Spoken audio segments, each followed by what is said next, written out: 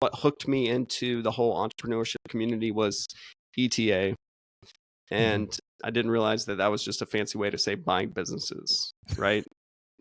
Yeah. And I didn't want to go that route just because of the life stage I'm at.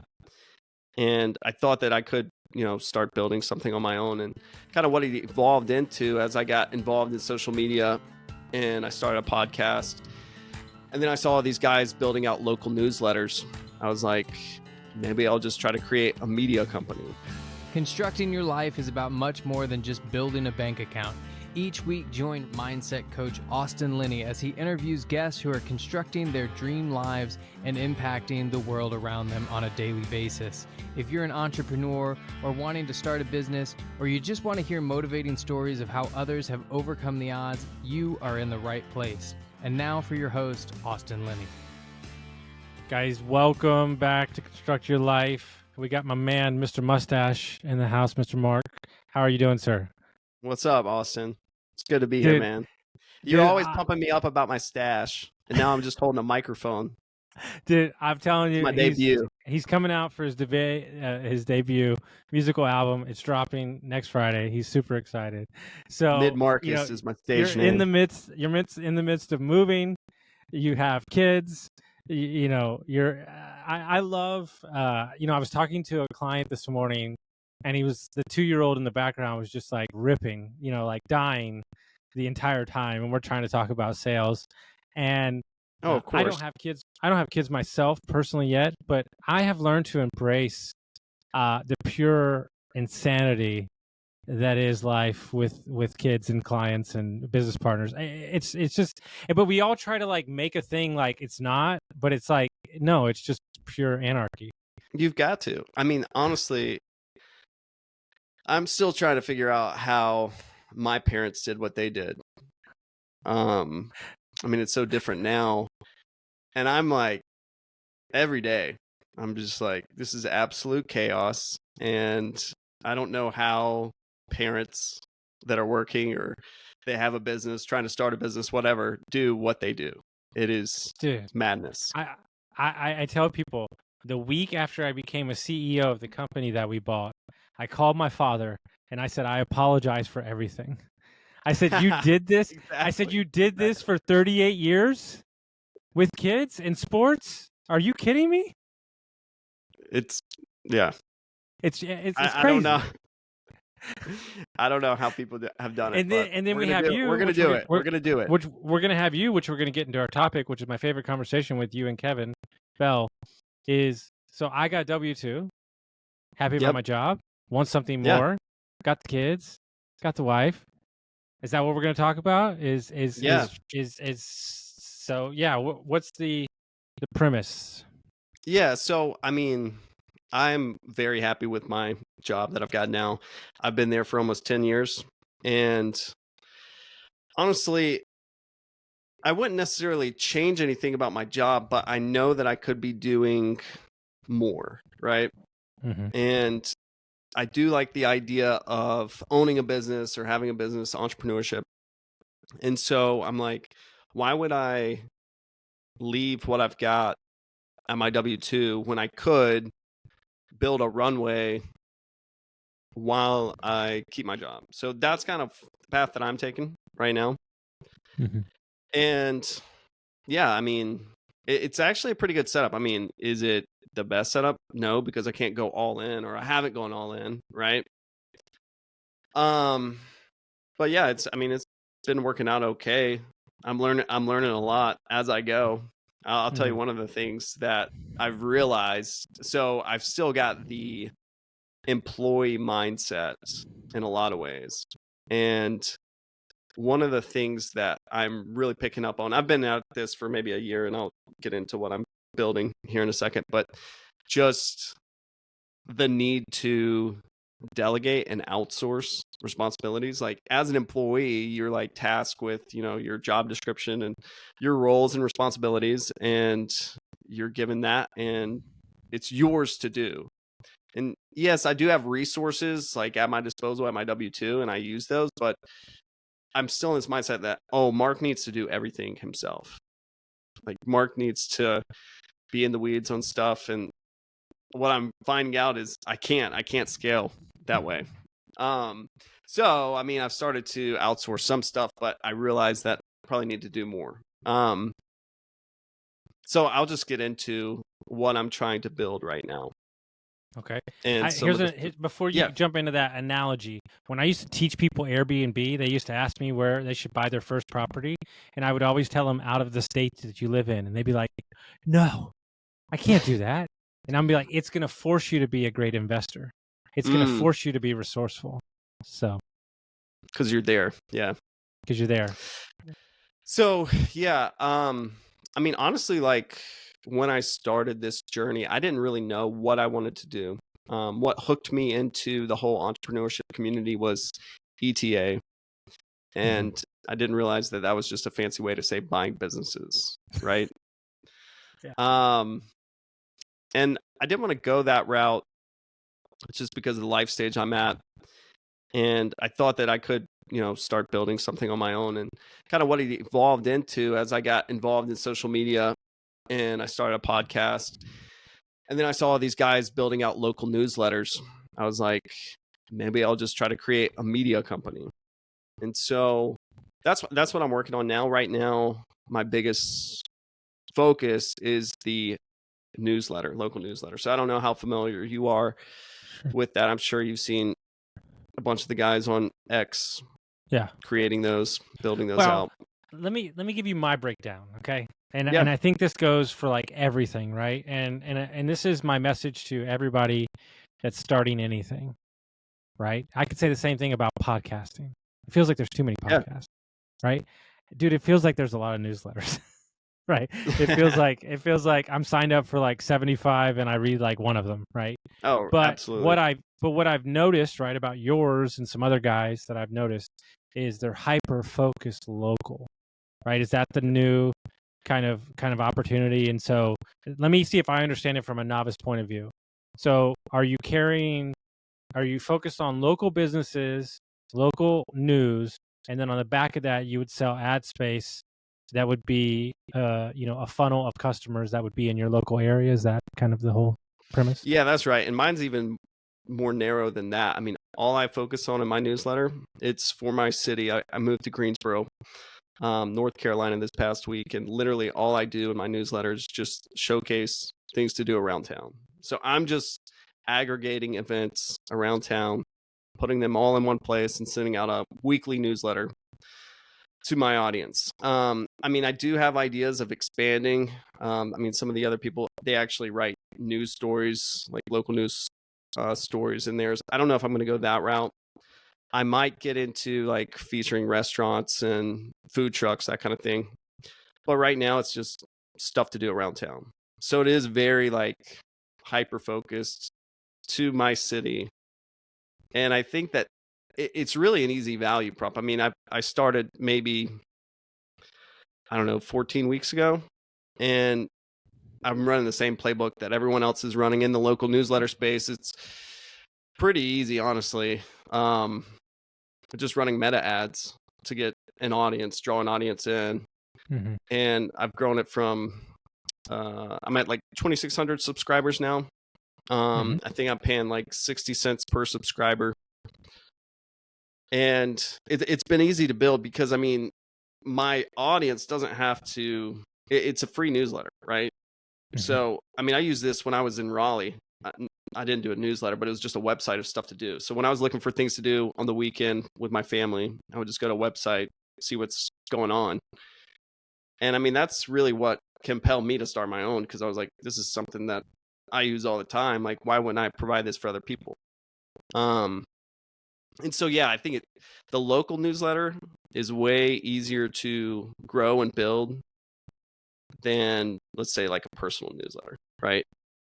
So I guess the question that everybody's probably wondering is like, do you monetize down the road? Is it an aggregate of people and information? Like, what's the long-term Yeah, so play? I mean, I think it's a traditional media play. Like, I would eventually offer ad space. I've been reaching out to potential advertisers, just small, medium businesses around the area, and have that service ads, but there's a lot of other ways to monetize too that I've seen other guys do. So for example, they've hosted their own events and they would do revenue share with whoever the event owner is. Mm-hmm.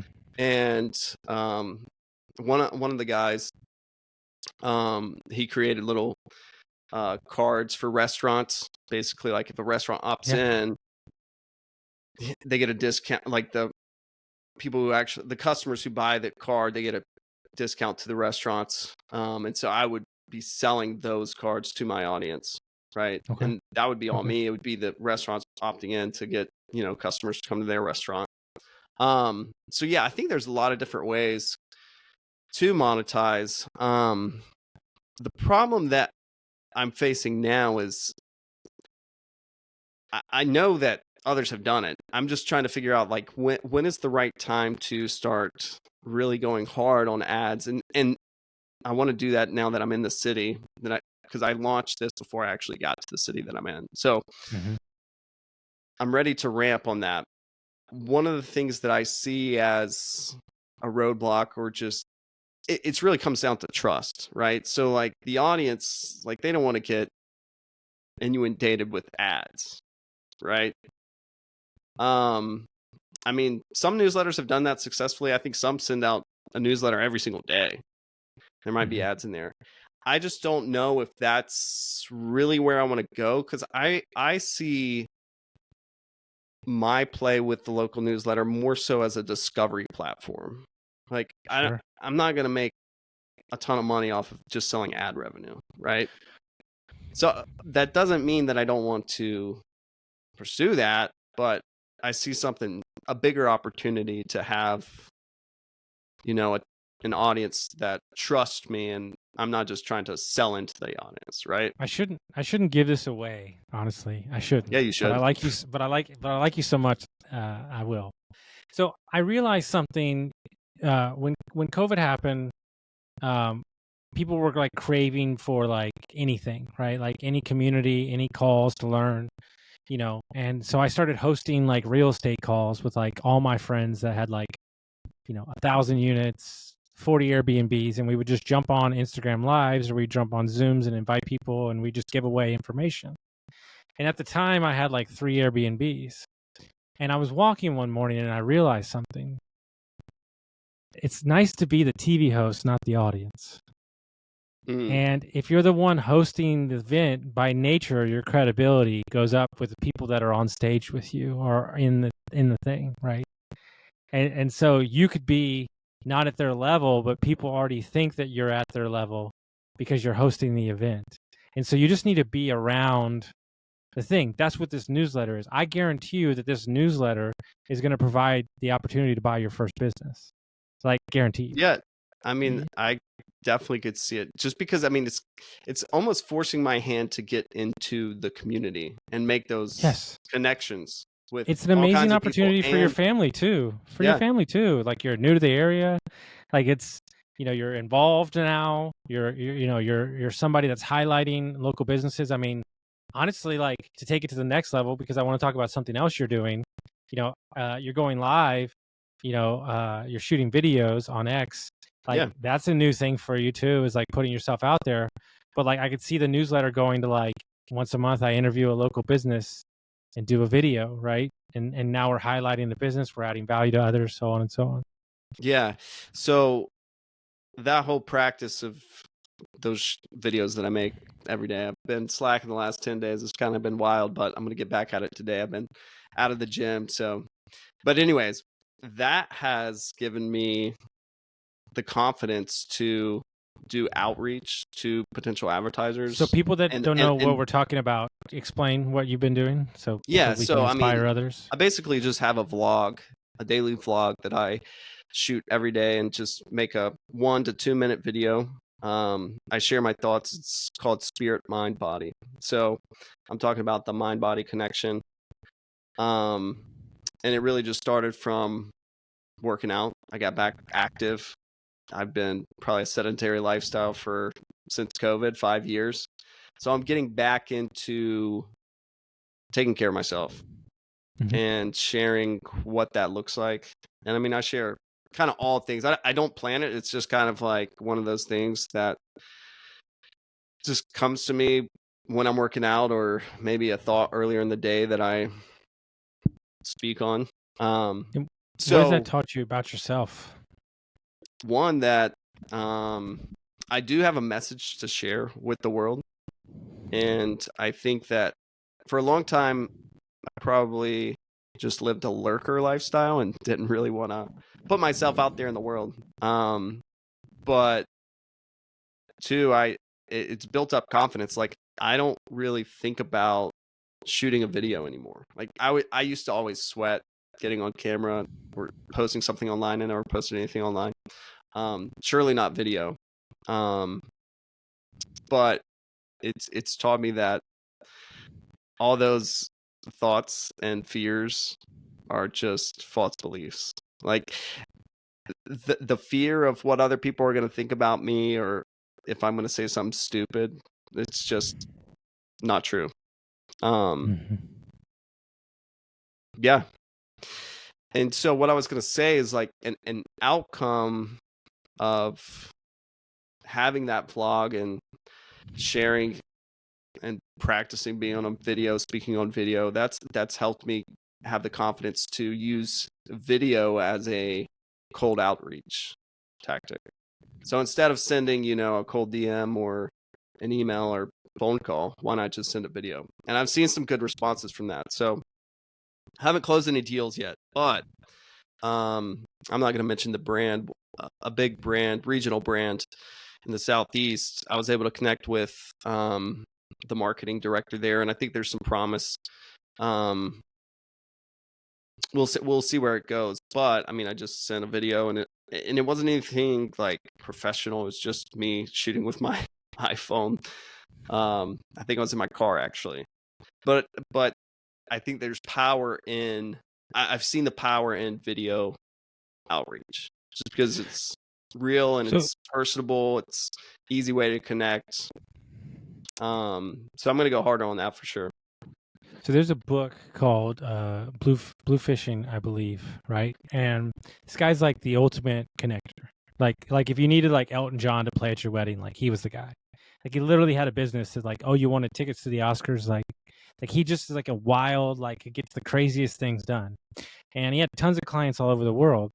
And if somebody wouldn't respond to them, he would purposely misspell letters and words in the thing so they would reach out to him. and so I learned this a couple years ago, and if we really want to get down to the realness of it, like as podcast was ramping up, right, and we're getting more professional, and the sound's getting better, and the quality of the pictures getting better, and AI is writing people's social media and all this stuff. Like, I wonder if like we're swinging back to like just doing the thing and not worrying so much about how curated everything is, and it's not this like perfect polished up Instagram picture, and like it's kind of the concept of like a billboard but flipped upside down gets people talking, Right, like right. I think that we let like true story, like I didn't have a mic like this, and I didn't have a real like camera. I had a webcam camera for like 700 episodes. So it's not like, I started out that way. Like, it's like, oh, whatever, and so like, I think that ultimately, like what I enjoy now is the barrier to entry to do something, right? If you look at Spotify, the number one song in the nation can be an unsigned person. Right. You could start a local newsletter, you could start a business, like, but I am intrigued, right, of your, not to get off topic, but it's something that I've been thinking about a lot, is like for a couple of years we kind of went into the you have to buy a business straight, but now I feel like we're kind of swinging back to like, why don't you just start a business? Do you see that shift too? Yeah, I mean, I haven't been, I haven't had a close pulse to the whole ETA buying business community for that long, but I totally see more people spinning up stuff than just going out and buying a business because of the opportunity, like the barriers to entry, like you were saying. Yeah. Yeah. One of the things though, for me, that I've had to learn over the last year in terms of building and creating and putting yourself out there, is that I do come from a corporate background where there's this pressure to be polished, right? Yes. Yeah. To have it in final draft form before you hit post or before you ship something out. Yeah.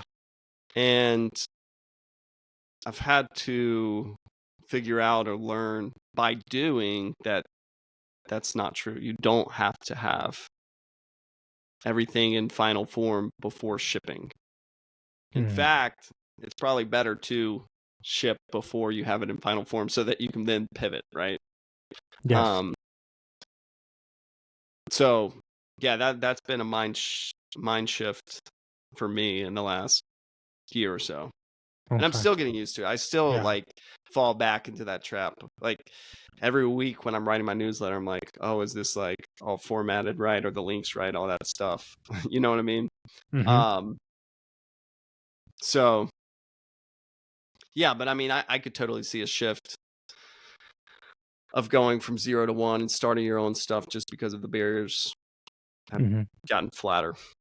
So now we're going to jump into my favorite part of any conversation with anybody that has kids. Like, what, how do you balance, being a driven, highly motivated person with a job, with family, with kids, and then starting a business? Like, do you ever feel selfish that you have a business on the side? Do you feel like it's something that you need to be you? Like, where does that line go?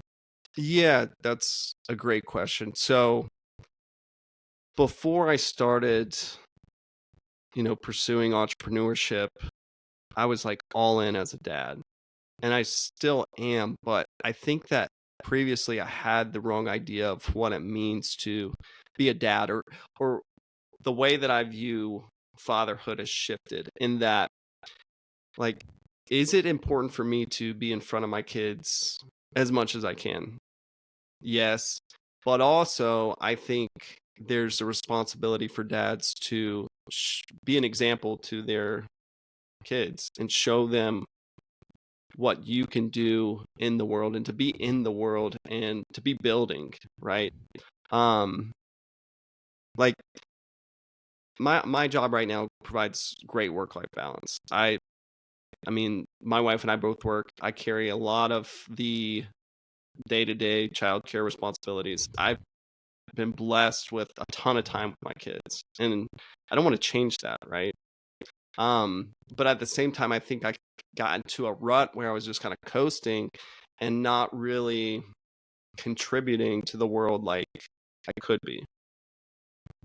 So for me, I think this pursuit of building a business and pursuing entrepreneurship, it's really what it comes down to is I'm doing it for my kids, obviously. Like, I want to show them what's possible, and I want them to be other-centered and not just self-centered and, coasting through life. Like, I want them to pursue greatness.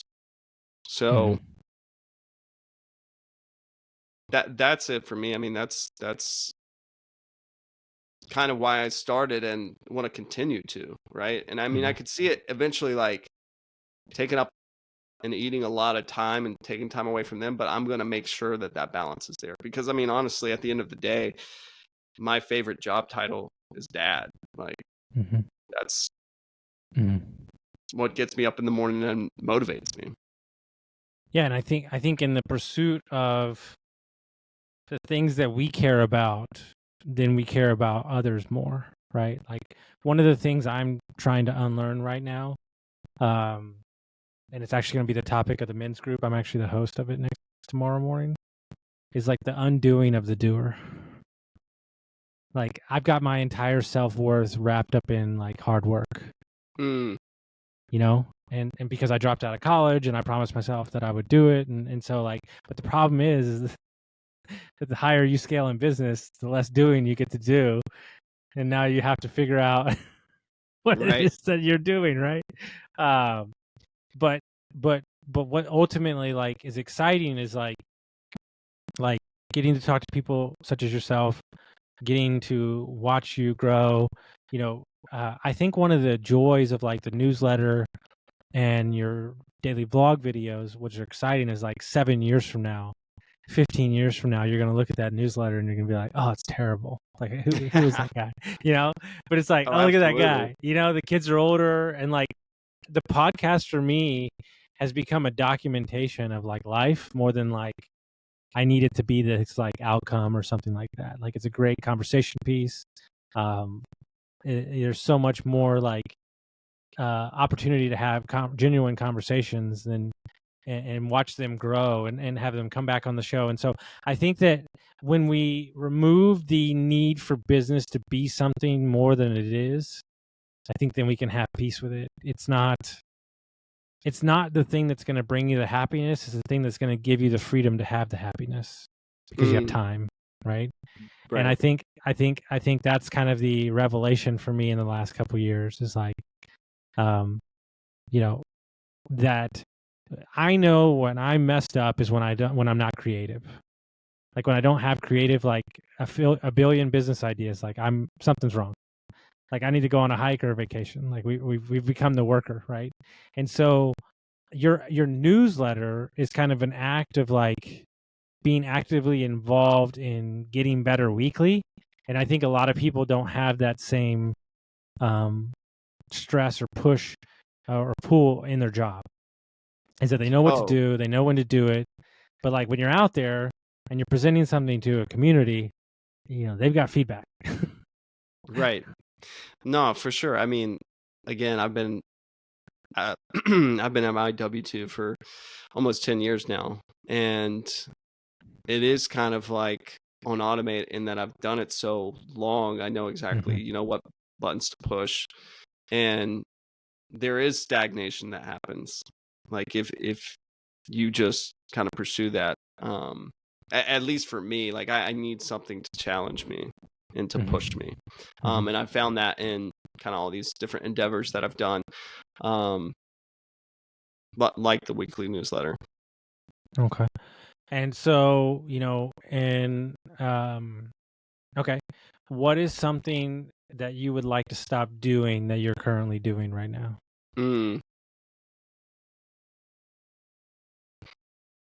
Honestly, what I'm trying to figure out is how to juggle and balance all the different things.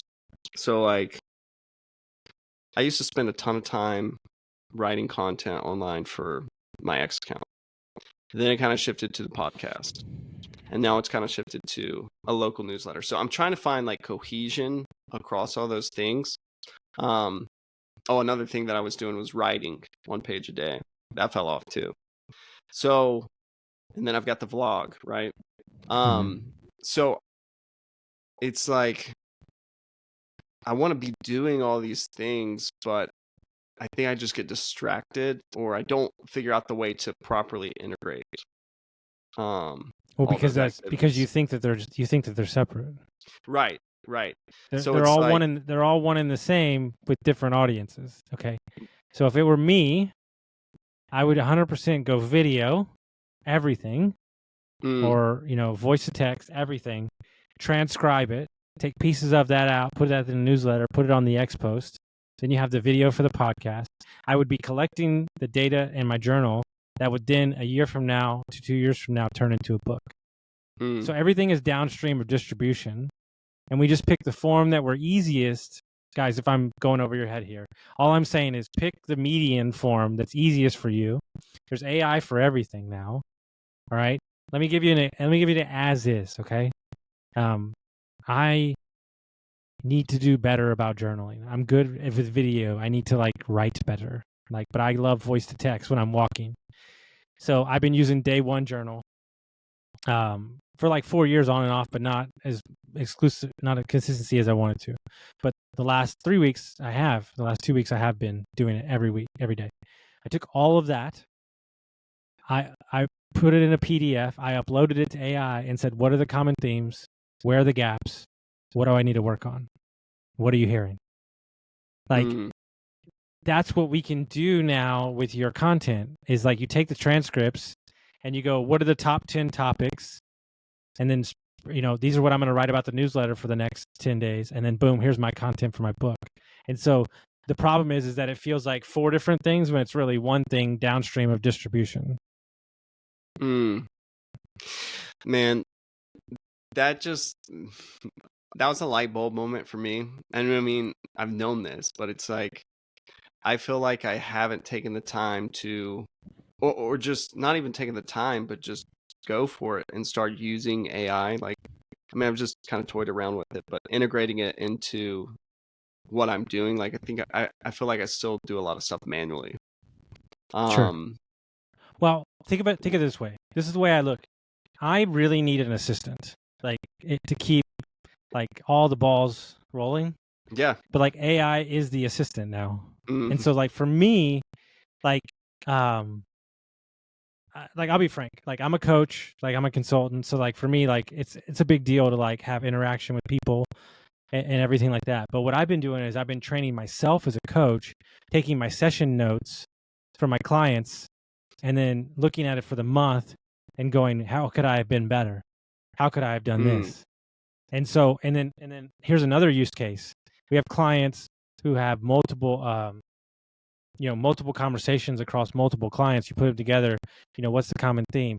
You do that with your content too. You could take all your videos that are the best performing and you could load them up and in a ChatGPT, custom GPU. And you could say, what are the qualities about these videos that made people, and I did it with my website. I said, look at my website, tell me where I could be better. I mean, there's so many different ways. You could load up all your newsletters. I do need to go back and reflect on just things that I've built and created because I haven't. Like, I don't really go back and watch the blogs that I create, or even upload them to AI. But no, I think that's a good call out to repurpose that. Because here's the problem with content, right? Is that we all think that everybody sees everything that we put out. It's not the truth. It's not true, right? Like 5% see it. So it's like you're saying one of the same things over and over again, but ultimately at the end of the day, one of my favorite things to do is ask my friends who they think I am. Like, who do you think I am? And then they describe me, and I'm like, okay, like I can feel that, right? Because like what I realized, I was talking to somebody I met this weekend. Like what I realized is like, this is not like a conceited statement. Like this is just an actual like people like me. So like they want me to be involved, but like me being involved sometimes is a hindrance in their personal growth. Right? So like I got to figure it out my way, but if I'm in the room telling them how it should be, well then they can't learn for themselves. Right. And so at the end of the day, the scale of the idea needs to be big enough so everybody has a role in it and you're not shadowing other people. Like here's the thing, and you're a unique example. It's like, do you want to build $100 million company? I don't know. But do you want to build a company that allows you the freedom to be home with your kid and that's the first stepping stone? Yes. That's it. Yes. So like past that, the goals and the dreams don't really matter because we don't know how we're going to feel until we get to that moment. And then I can tell you how I'm going to take it to the next level. Yeah. I like that. Right. It's a way. I remember I had a good friend, big time multifamily investor. He goes, if anybody shows me a 5-year pro forma on what the rent's going to do, I'm going to tell them they're going to be full of shit. Because you don't know. You don't know if COVID, rates, and so it's kind of the way I live my life is like a big stair. Like get to that top step and then you sit for a minute. And so, if people want to reach out to you, they want to follow the journey, they want to check out the local newsletter, how would they do that? Yeah, so the local newsletter is thegatecityguide.com. And right now the website's just where you can sign up and then you would get my email. I send it out every Monday. And then I'm very active on X. You can find me. My handle is at SMB Journey. Yeah, those are best places to find me. Well, I think what's important, right, And I've met some of y'all on X. I think the most important thing about you, Mark, is that regardless of whatever you do, you're just a good person, and it shines through. And so, no matter what comes, you just keep creating, and I promise you that everything's going to take care of itself. Oh, I will. No, I believe that too, for sure. Awesome. Well, guys, we thank you for listening. Share it, send it around to some friends, and we'll see you next time. Thanks, man.